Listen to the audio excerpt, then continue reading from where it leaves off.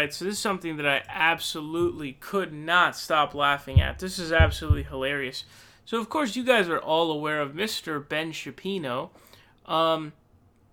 It is rumored that he is about 5 feet 6 inches, which is pretty short. It's fairly short anyway.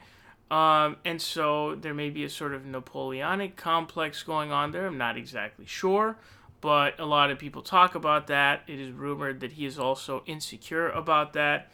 A lot of people make jokes about him for that. Now, typically, you wouldn't want to make a joke about someone for being short because obviously that'd just be being rude and mean. But when you factor in like who Ben Shapiro is, then it's like, okay, it's warranted in this situation. You see what I'm saying? So, you guys don't know who Jesse Waters is. He's a host. Quite a disgusting and gross one, especially in the past, if you guys know about his previous work.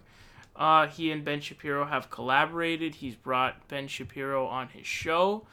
And what he basically does here is, in an attempt to defend him and his side, he actually says something that is pretty hurtful to Benny. Rudy Giuliani. They tried to keep him off air. Look what they did with Trump's Twitter account. Look what they did with Ben Shapiro, who's about 5'3", least threatening guy in the world. He can't speak on a college campus right now because he's too threatening. About 5'3", Shapiro, who's about 5'3", least threatening with Ben Shapiro, who's about 5'3", least threatening guy in the world. He can't speak on a college campus right now. That's absolutely hilarious because it's like, imagine your own boy or like your own, just squad member or whatever, your friend. Like, basically in this situation, it's an inadvertent shot that he's taking at him because obviously he's being hyperbolic about Ben Shapiro's shortness to prove the point of like,